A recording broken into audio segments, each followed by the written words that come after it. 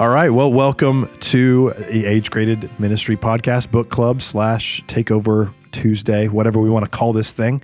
It's here. And I'm here with Kevin Pregel, our minister to children on the Antioch campus. Say yes, hey. sir. Okay.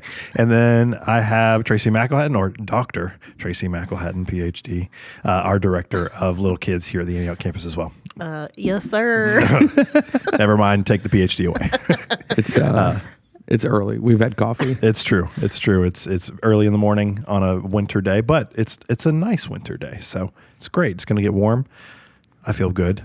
I have a lot of coffee. Well, you didn't work yesterday. That's why you feel good. Look, it's probably true. Oh, dang. So we're reading the book, The Worry-Free Parent by Sissy Goff, and we're reading these and recording these podcasts 2 chapters at a time. So last podcast, you heard us talk about chapters 1 and 2, and now we are on to chapters 3 and 4. And really, we're continuing with just how anxiety impacts us, and really that last chapter is about the 5 ways anxiety impacts us as parents and how our anxiety impacts our kids. So it'll be a good conversation today. Let's start off with just chapters 3 and 4. How do you feel about them, Kev? Did you enjoy them?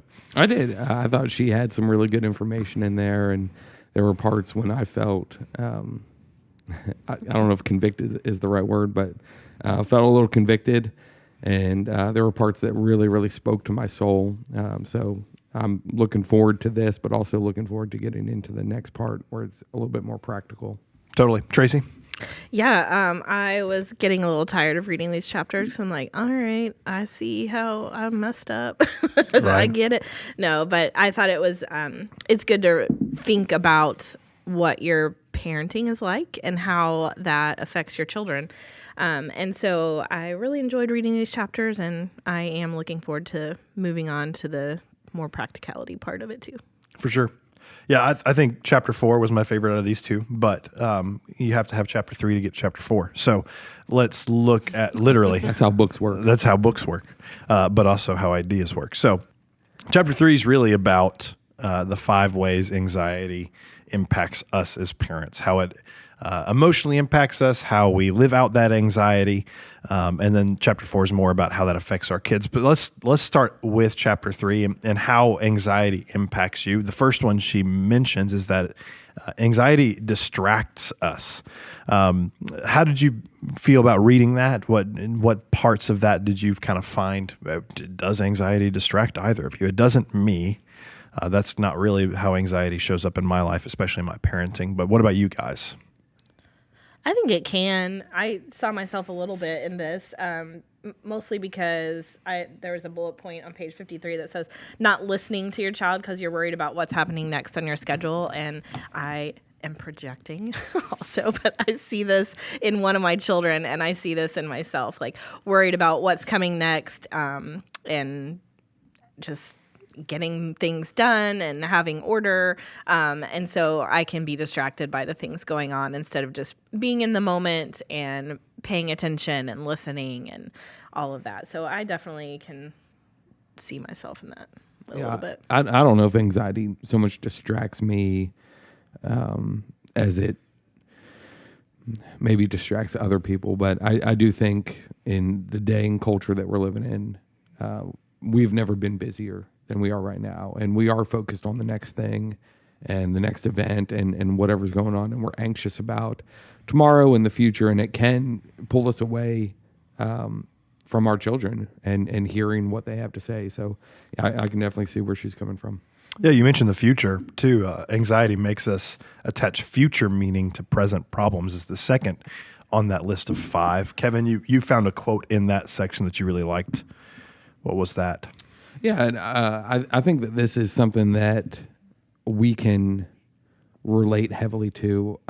This was the part that I mentioned previously that spoke to my soul, that really touched my heart as I was reading it. And it's something that, a number of parents in my ministry have come up and expressed concern over. We take where our child is at right now, and we say, oh, well, that's how they're going to be when they're an adult. That's how they're going to be in college. And she had a funny one in there, something about like, how is my child ever like going to get into college if they can't keep their room clean or something like that. It's just Right. that made me laugh. But Yeah, because every college male keeps their room clean, right? that's it right there. And I've also had parents come up to me and express concern over, has my child made a profession of faith when they don't always act like they're saved? And, that's probably a different topic, a different conversation for another time. But I think that a lot of times we take where our child is at and we throw them into the future and we say, oh, well, that's how they're going to be. And I've totally failed my child because they're not going to be able to drive or get married or get into college. And she had this really great quote that said, rather than seeing the gap, where your child is at to where they need to be in the future as a normal part of their development, we believe it's a character flaw, and worse still, one that will mark their lives both personally and professionally forever. She said, your child is growing into who God created him or her to be, is a journey and one that takes many unexpected and messy twists and turns along the way. And she said, trust the process. And this was my favorite. If there was a way to highlight something 3 or 4 times, I would have done it. Trust the process, trust your child, and trust that there is someone in charge who is much better predictor of the future than you and I. So just trusting God, trusting that God stewarded that child to you, gave that child to you, and has entrusted them into your care, and knowing that God is more in control over that situation than you realize. And I think that's a great comfort for me and also for the parents out there. Yeah, I agree. I underlined a lot and circled a lot in that same section because it just spoke a lot to me. And for much the same reason, when I talk to especially first-time parents that have toddlers that are acting like toddlers and having meltdowns and not listening and not obeying, and all of a sudden you see your college student or your adult who is just off the rails, and they're not a functioning adult, all from this difficult time as from being a toddler of throwing fits. And that's just a normal part of their development. But I really was convicted on this part, I guess. In the same part, it said, kids are developing people. Their job is to learn under our roof while they're still home with us, and we can help them learn. And so really our job is, our homes is a safe place to practice and a safe place to fail. And we need to remember that. I talk to a lot of parents who are like, my kids are great when they're at church. My kids are great when we're at the store, but we come home and they completely fall apart. Well, that's because you've created a safe place for them to do that. And that's a good thing. You don't want them to fall apart in public, even though they will on occasion. But when they fall apart, as soon as they get home, it means they trust you. And so that's a good sign. And our homes should be that way. I think what I've found myself when I'm texting parents and they're saying, my elementary age child is struggling with this or that, or they're behaving this way, I find my response is usually, yep, sounds like an elementary age kid. Sounds like a normal child, yep. And they'll eventually grow out of that. Yeah, but it doesn't take away the idea as parents, especially like for me and John Silas, have I created an environment where failure is not an option?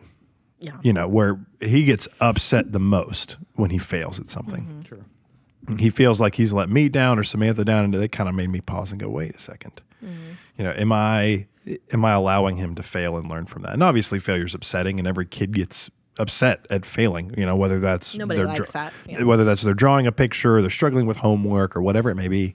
But at the same time, do we as parents provide that environment that's anxiety free, that's chill, Toward the end of this chapter, she's made this comment about a couple she met with, and the husband said, being a leader means you need to be the calmest person in the room. And I guess that's a lot like being a parent. And she was like, amen, amen, amen, amen. Yes.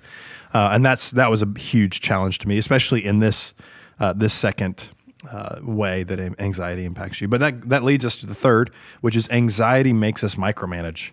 And this is kind of a reaction to the other two, I think, in a lot of ways. It's we're worried about our kids' future. And so now we're going to do everything we possibly can to make sure they're set up for success, even if that means they can't breathe, because of how much we're loading onto them with micromanaging and making sure their time schedules and all that kind of stuff. And in a place like Johnson County, where schedule and busyness is huge, that can be part of your micromanaging as a parent, I think. Any thoughts to that? Yeah, I mean, she had something in this section. I think as parents, our natural default, I guess, when we're anxious, when we're worried, is to try to take control. And I think that's really what a lot of this boils down to. And I feel like that's a topic that will come up throughout this episode of the podcast, but just our desire to control things. And that usually manifests itself in micromanagement. And one of the ways that I think, we get onto that, we mentioned a couple weeks ago about that one loop roller coaster that you just can't seem to get off of. And she said, at the top of page 59, she said, she's talking about anxiety and how it causes us to micromanage. She said, I see what's wrong before I see what's right. And I think for a lot of us, that kind of pushes us further onto that roller coaster of, I'm seeing everything that's wrong. I'm seeing everything that's wrong in my life, everything that I'm doing wrong. And it creates that cycle, and it tends to make things worse. Mm-hmm. And on the same line, she also said, intensity does not invite relationship. It doesn't communicate my trust in others or give them a chance to rise up and develop their own responsibility or resilience. And you can just see that when you're being controlled or micromanaged, how you feel. I know I shut down when I am micromanaged, and the same is true of our kids. So that just doesn't invite a warm relationship with your children, and it's not going to give them the chance to rise up and either fail or rise to the occasion and grow either way. That is something that we need to be aware of. And none of us want to be micromanaged at work. No, we hate that. I've never met an adult who's like, I would love to be micromanaged. I love it. Do you really? No. Okay. Yeah. I was going to say, come on, buddy. So why would our kids love it? That's just one thing. The next thing is anxiety makes us angry. And this one hit home for me because you mentioned the one loop roller coaster.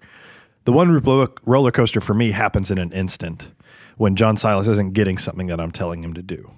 It's like, why can't you get this? And that anxiety builds up in me to finally just say, what's wrong with you? Which obviously communicates some really bad things to my kid, who's 6, who picks up on it. Mm-hmm. Well, am I not getting this because I'm stupid? Does dad think I'm dumb? And that later manifests itself, in his own emotions. So this is the one probably I struggle with the most, is that those instant things that make me anxious when it's not really even an anxious moment for me until he's not listening, or he's about to, embarrass me in public, or he's about to do something that, I've told him time and time and time and time again not to do. And I see the motions happening in slow motion, and all of it's happening in slow motion in me, but it comes out in a blast. Like, what's wrong with you? Either of you struggle with that? Oh yeah. I mean, I don't know if I would necessarily classify myself as an angry person, but I do get frustrated when things don't go my way, or, as I said before, when I feel like things aren't in my control. And she said something, I should have saved the quote and highlighted it, but I didn't. She said in this section that anger is a secondary emotion, which means there's usually an underlying factor that's causing you to be angry. And I sat there and I thought about that for a while. And I said, okay, this is an opportunity for me to step back from the moment when I feel myself getting frustrated, when I feel myself about to express anger, and okay, what is the emotion that's causing? What is going on in this situation? We had a moment this morning in the drop-off line with Levi. When the drop-off line. The drop-off line. It's when kids are probably the most sinful. I feel it could be. Kids? It could be. Parents, I don't know, man. Yeah. But we had a moment where Levi was not listening. He was not doing the thing that I was asking him to do. And I felt myself getting not angry, but I was like, I'm building towards that. I was like, okay, stop, take a deep breath.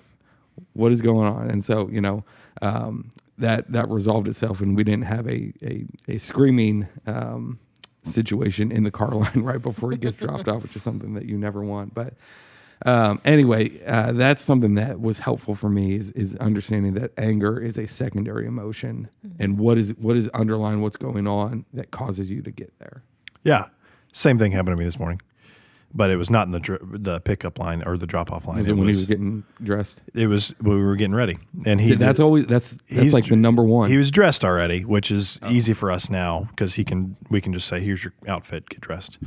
It is the about an hour and a half or so between that time and when it's time to go to school. He loves to make pillow forts in our living room, which fine. Who doesn't? Who doesn't like pillow forts?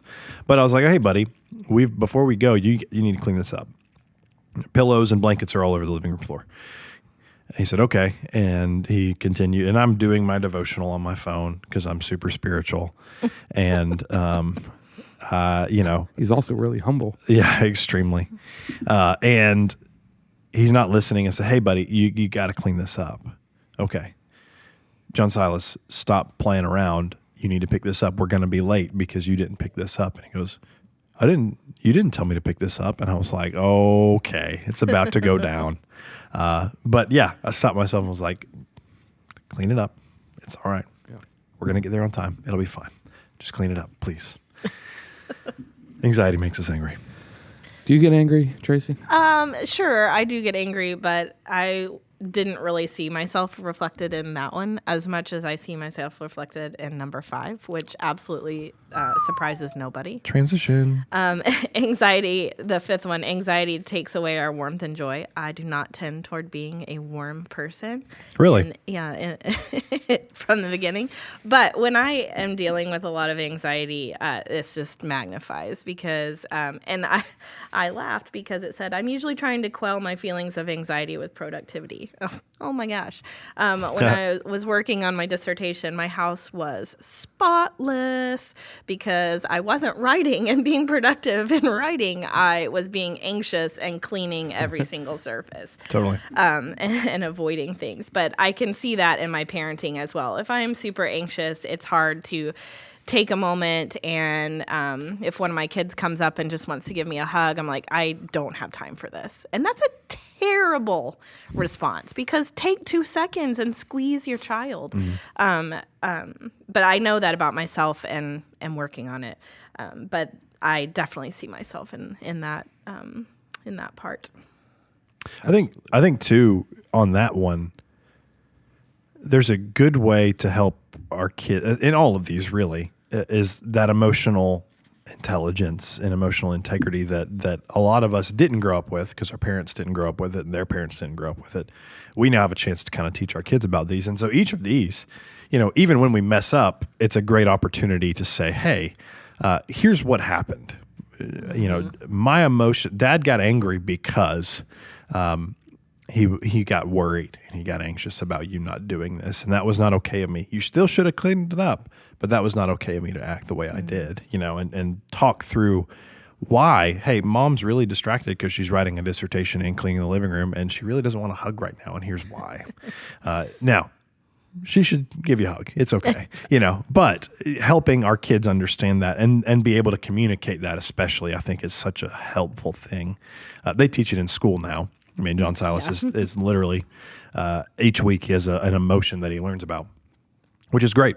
And he's able to, draw pictures and all that kind of stuff. So that's happening on that front. Is it happening within our front? And are we tying Jesus to it? Mm-hmm. I think it's the biggest thing. Jesus had emotions and he still was calm and controlled when he needed to be. And sometimes he had big emotions. Mm-hmm. And that's okay. And that's good. God made emotions. Exactly. Yeah. And big emotions can be appropriate at the appropriate time. And then taking them to Scripture too. Like, let's take our emotions and look in Scripture and see what God says about that. How do we respond? How can we submit our emotions to the Lord and make them God honoring as well? Big time. Yeah. I think for me, for a while, my desire was to not have my kids express those big emotions because it made me uncomfortable because I didn't know how to deal with it. And it's okay, you need to stop crying. And I had read in past anxiety books and parenting books that keeping your child from expressing themselves within a certain limit can sometimes not be helpful to them because they start to see, showing emotion is bad and expressing this in a certain way is unhealthy. And so they start to associate those two, and obviously there's a limit. There's certain bounds that emotions can be expressed in that's helpful, and you don't want to let it get out of control. But that's something that I've really taken to heart is showing emotions is okay. And it's okay to teach your child to feel those and express them in a healthy, God-honoring way. Yeah, and finding the balance between realizing just because you have this emotion doesn't mean you are this emotion. Ooh, absolutely. That's really good. And not letting it overtake the situation or overtake who you are, but making sure you just find that balance of appropriate emotional expression. You send that to the internet. Put a hash brown on it. Hash brown on it, send it to the internet. Well, that leads really well into chapter 4, which is not just how we have anxiety, but how that impacts our kids and kind of how that impacts our parenting style, especially. And I thought this chapter was very helpful in just helping me identify, hey, what kind of parent do I become especially when anxiety is high, or what kind of parent do I become when I'm worried? And maybe that's a lot more than I want to recognize sometimes. And so she's got 5 little sections here on what those are. Let's walk through those and then kind of think through how maybe we are those, and then how maybe we can help those parents who are, including ourselves, out of this kind of hole sometimes that we've dug ourselves. The first of those is, and she has neat little classifications for each of them, is called sidecar parenting. And she makes the initial thing of Batman and Robin going through the city in their motorcycle. That was super funny. It was super funny. And Batman's awesome. He's fighting crime, but Robin's probably in the sidecar and probably a little sick because Batman's driving like crazy. And that's kind of how we sidecar parent. We project very much and hope, and our kids are along for the ride and they're like, they love this. They're like me. Or, oh, there they are doing the thing that I did growing up and they're just like me. All of us have said that. Oh, yeah. And not only all of us have said that, but even our extended family. I was just with all of my family at Thanksgiving. They love to say it. Oh, you're just like your dad, which literally, if you put a picture of me and my dad together, it's kind of creepy. But we look exactly alike. Wow. And we act a lot alike, too. However, when we parent like sidecar parents and we project, we can kind of pigeonhole them into that projection and make them feel like maybe they don't even have their own identity. And I think that's one big thing. Do you guys do this? I definitely do it. Probably not so much as she described it. I think there's a little bit of projection going on, but I've definitely realized that there are unique differences between me and my kids, as well as differences between the kids themselves. And so I think that there is a little bit of projection going on of, well, he's not going to like this, or he's going to feel this way about that. But this is probably not something that I related to super well. Yeah, I didn't underline anything in this section. Not that I can see where we do this on occasion, but I don't think this is something that is a huge issue for me so much as a couple of the others. But yeah. Well, I'm glad neither of you, because I do. Wow. And mainly because I think it happened to me a lot growing up. And so if you have heard any of my story, my dad was a pastor, and I was told over and over, you look just like him, you act just like him, you have the same mannerisms. And that actually kind of grew into a little bit of me not at all wanting to be like my dad. And actually that turned into me running away from the ministry in my high school years. That's what dad does. That's not what I want to do, even though God had called me to it. And so projection can kind of have that opposite effect of, well, I don't want to be like you. Mm-hmm. In fact, I kind of want to rebel and disobey against you because I'm me and you're you. And yeah, we share some commonalities, but I'm not you, know? And so that's one thing we find ourselves, Samantha and I do this all the time with John Silas. John Silas very much shares both of our character traits, but there are ways he favors me greatly. And there's even people outside in our church who recognize that he favors me greatly. And so trying to rein that in and say, you know what, buddy, you're you. And God has made you very special. And that's awesome. and celebrate that is one way I think to get out of that kind of sidecar parenting style. But that's just me, maybe some of you. The second is backhoe parenting, which is criticizing. And some of these analogies still don't make sense in my head, but I did not grow up around a construction site. Have you watched Blippi? I have watched too much Blippi. In fact, I have probably, pushed Blippi from my head because it had caused me so much annoyance. Blippi is the only education you need on construction equipment. That's probably true. Because he has a song and An excavator. Excavator. No. Apparently, there's like a Christmas excavator. Is that right? Yeah, Christmas. Snowy excavator. Snowy excavator. It's amazing. Best. Wow. Well, the backhoe parent is one who criticizes often, is kind of how she mentions it. One who looks at everything critically, especially. And I'm looking at my wonderful colleague, Dr. Tracy McElhatton, because her and I share the same trait of we walk in and we immediately find everything wrong in the room, and we can voice it to each other very quickly. Do you struggle with this, Tracy? What? I do that? No, yes. Yeah. Absolutely. Well, I was trying to think about before the podcast, like, which of these should I really concentrate on and talk about? Because I'm not sure which one I am, or which one manifests itself the most. But I think in our household, we have a combination of backhoe parenting and snowplow parenting sometimes, because of Adam and I I think we're a really good team, but the two of us, when we're parenting in partnership, those two things really manifest itself a lot of the criticism, because we see what's wrong. Both of us are like this. We walk into a room or a project at work or whatever, we can see the inefficiencies and we want to correct every single thing. And so that also translates into parenting, and we can see what's going on and how it manifests in the future. And so you need to fix it now. And that's not always helpful. Right. Like, you need to find a soft balance of criticism and encouragement. And the criticism needs to be more of a teaching and discipleship, not just criticism.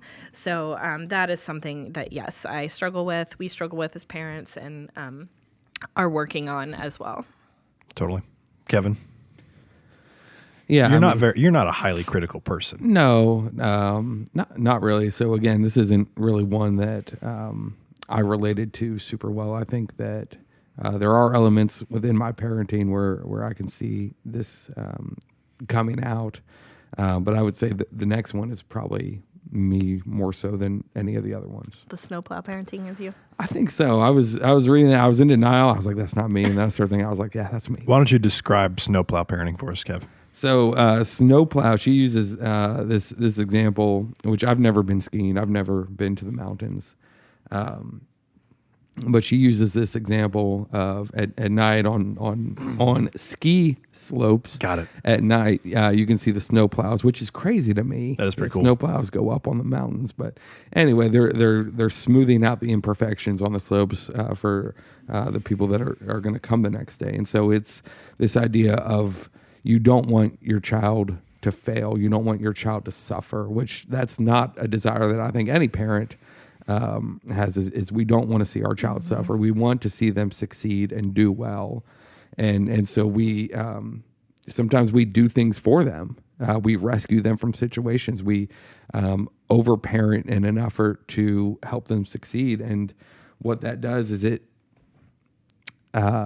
prevents them from growing and from learning, and maybe down the line, it kind of feels like, it makes them feel like they're not enough. Mm-hmm. I don't have this skill set. I don't have the ability to thrive in this situation. And so I feel like I've done better about this lately, but it is definitely something where it's like, all right, I don't want them to fail. I don't want them to suffer. And I think it's an interesting thing, especially for you, just because you're such a really compassionate and kind guy.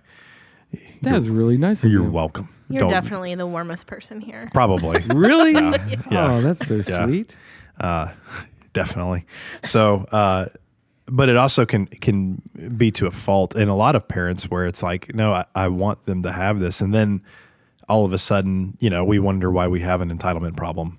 Sure. Within a lot of generations. It's because we've done everything for them. Sure. This is the total opposite of me. In fact, I'm probably to a fault not this way. You want your child to fail. I'm going to create holes that he has to fall in when he's skiing, or take a ski away Instead from of him. smoothing it out, you're the snowplow that digs ditches. Correct. Yeah. He's yeah. the moguls. Yeah. I'm exactly. Yeah. I'm like, good luck, buddy. You got this. That's funny. But I will say this and the next one, which is helicopter pairing, are the two that I see most in student ministry. A lot is we've got a lot of parents, not just here, but everywhere in student ministry, who want to create that easy ski slope for their kid, and who want to be there all the time and want to make sure that it's going right and want to make sure that they're having the best experience.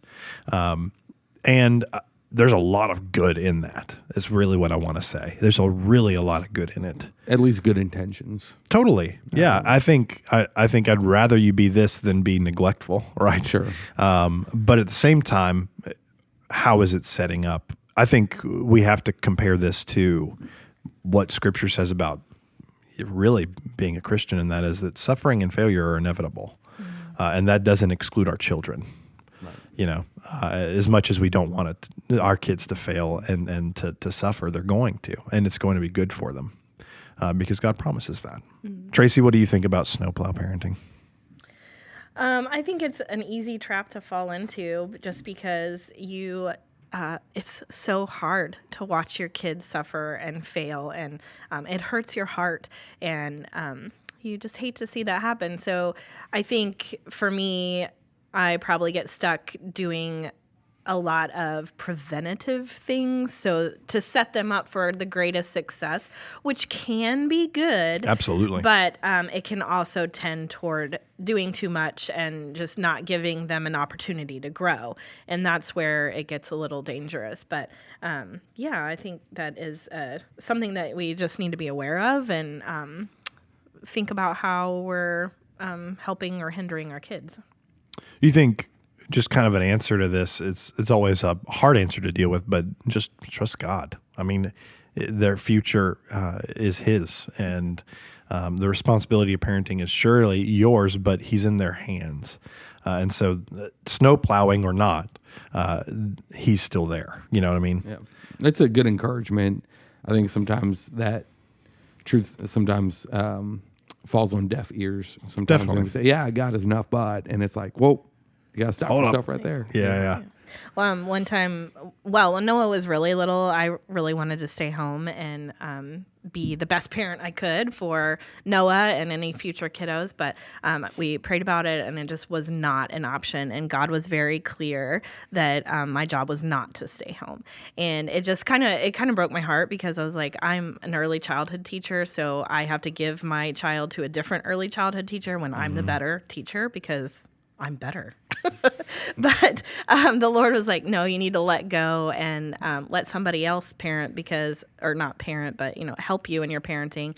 And God was very clear about saying, I'm the best father your child has. I'm the best parent your child has. Wow. And I have to remember that a lot. Yeah. Like, I have to let go and trust that the Lord is going to take care of my child, and that He loves my children more than I do. And I tell them that, and I tell myself that, and just something to remember, that the Lord is for them and knows their future. Totally. Which leads into the fourth category, which is helicopter parenting, which all of us have heard this term before. Helicopter parenting is becoming more and more cultural common. Word. Yeah, it's very cultural, and it you've got to know what's going on all the time. You're looking at those photos from camp, and your kid maybe looks a little standoffish, and you're going, why does no one like him? Or there was one made me chuckle a little bit. There was a kid that went to camp at this camp that she runs, and her parent was a dermatologist. Oh yeah. And they were like, that mole, it's bad. And I need you to call me immediately. And she was like, it was chocolate on their face. It's like, all right, now we've gone too far. Seriously, But I mean, this is such an anxiety thing. I think that my kid's not doing well. I know it's not going well. I'm seeing these things, and I'm imagining every scenario, which really isn't even realistic. But I need to make sure he's being okay. I mean to make sure it's going okay. Yeah, and she even there was one section where it's a distrust of the world, it's a distrust of others, and in a lot of ways, it's a distrust of your child. I don't trust them to process through this and know how to handle situations like this, and that's not a good starting place for people, and it's not a good starting place for parents. Is a distrust. It's just not where you want to be. Yeah, which is why every year when I say no phones at camp, I have at least two or three come up. Are you sure? I'm like, yep. Absolutely. Trust me. I've been doing this for a while. It makes sense. Yeah. And the kids have a blast, and it's always a great time. Totally. There are very few kids that go to camp and go, that was awful. I hated it the whole time. Very few. That's helicopter parenting. The last one is, this one kind of confused me, but I'm also in this category a little bit, and that is parade float parenting. I think we decided this was maybe not the best name. Yeah, maybe not the best category, maybe not the best kind of analogy for it. But parade float parenting, especially when we were growing up, was, hey, everything's pretty bad, but let's go out to eat. It'll be fun. Hey, everything's pretty bad, but let's go take that vacation. Put on a happy face. It'll be fine. It's fine. It's great. And when literally things were burning down around us, and that's part of it. But she went on to say in the book, it's more for our generation, especially, it's the get over it, you're fine. Yeah. It's the, why are you crying? Rub some dirt on it, which is, again, going to the opposite of snowplow parenting, is straight up me. Like, John Silas will be crying. I'm like, why? What are you crying for? He broke his leg once, and you're like, you're fine. Yeah, exactly. Yeah. Which is actually how Samantha and I both grew up. I mean, both of our parents were like, you bleeding? No. Are you sick? No. All right, you're fine. Like, get over it. Yeah. Where we tend to do that with John Silas. Are you bleeding? Okay. No, you're fine. Good. Walk it off, buddy. Maybe that's not exactly emotionally supportive sometimes. Any thoughts?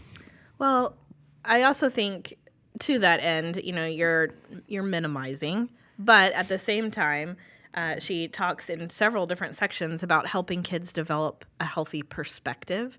And I think that's really important. Sometimes those big emotions really do need to be minimized. Absolutely. And put into a greater perspective and teach kids how to do that. But sometimes you need to put your emotions in perspective. Absolutely. As well. One of the best things that our great pastor, Dr. Reverend Derek Lynch, one of the best parenting advices he kind of gives. He doesn't really, I don't go to his office and be, I need parenting advice. He just kind of comes out in stories, because that's how Derek teaches. He teaches through stories. But he said, there was always times where one of my kids would be crying, and I would say, this is not a time that's worth crying over. It's okay to cry. It's okay to cry, but this is not an appropriate time to do that.